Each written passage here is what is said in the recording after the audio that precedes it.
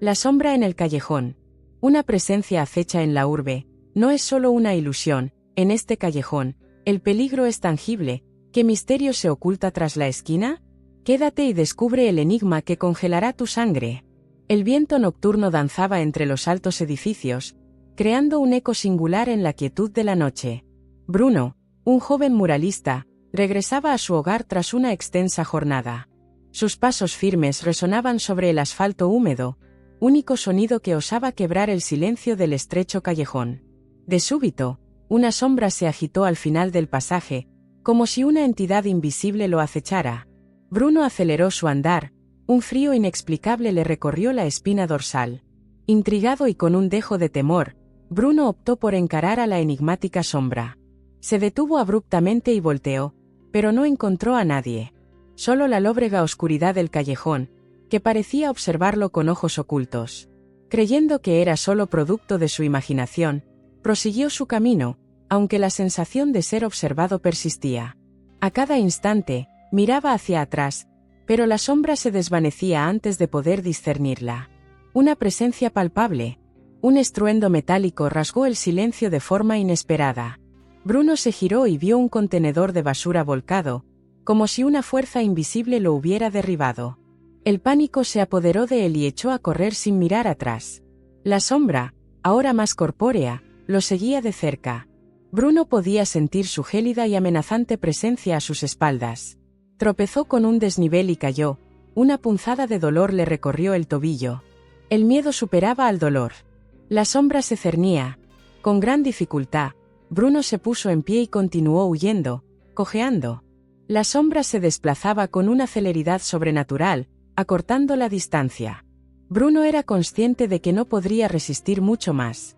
Debía hallar un refugio, un lugar seguro donde la sombra no pudiera darle alcance. Divisó una puerta entreabierta en uno de los edificios y se dirigió hacia ella, rogando que no estuviera cerrada. La sombra estaba a punto de atraparlo, podía sentir su aliento. Bruno consiguió entrar al edificio y cerró la puerta con un golpe seco, justo cuando la sombra se precipitaba sobre él. Su respiración era agitada, su corazón palpitaba con violencia en su pecho. Se hallaba a salvo, por ahora. El edificio parecía ser una antigua bodega en desuso, repleta de cajas y objetos cubiertos de polvo. La única fuente de luz era una claraboya en el techo, que apenas iluminaba el tétrico lugar. Bruno se sentó, buscando calmarse y planear. Mientras Bruno recuperaba el aliento, un sonido peculiar emergió del interior de la bodega. Era como un murmullo, una voz que pronunciaba su nombre. El joven se levantó con sigilo y se adentró en la penumbra, rastreando el origen del sonido. La voz se tornaba más nítida, guiándolo entre el laberinto de cajas. Bruno percibía que algo no andaba bien, pero su curiosidad superaba al temor.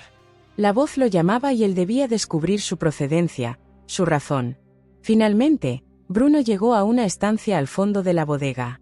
La voz emanaba de allí, con una claridad inusitada. Con un dejo de aprensión, abrió la puerta y entró. La habitación estaba vacía, salvo por un vetusto espejo en una esquina. La voz parecía surgir del espejo y Bruno se aproximó con cautela. Al observar su reflejo, notó que la sombra se manifestaba detrás de él, dentro del espejo. Se giró, pero no había nadie. La sombra solo existía en el reflejo. Presa del terror, Bruno intentó retroceder, pero la sombra se movió con celeridad y lo aferró del brazo, tirando de él hacia el interior del espejo. Bruno forcejeó con todas sus fuerzas, pero la sombra poseía una fuerza descomunal. Podía sentir cómo su cuerpo se desmaterializaba, cómo se sumergía en un universo oscuro y desconocido. Gritó por auxilio, pero nadie podía oírlo. La sombra lo había atrapado sin remedio. Bruno estaba perdido en el espejo. Dentro del espejo, Bruno se halló en un paraje extraño y aterrador. Era una versión deformada del callejón, carente de vida y color. La sombra lo había arrastrado a su guarida, un sitio donde imperaban la oscuridad y el silencio. Bruno intentó correr, pero sus piernas no obedecían. Estaba inmerso en una pesadilla sin despertar. La sombra se materializó ante él, con una mueca perversa en su rostro. Bruno estaba a su merced, sin poder alguno, era su fin. La sombra comenzó a hablar, con una voz gélida y susurrante.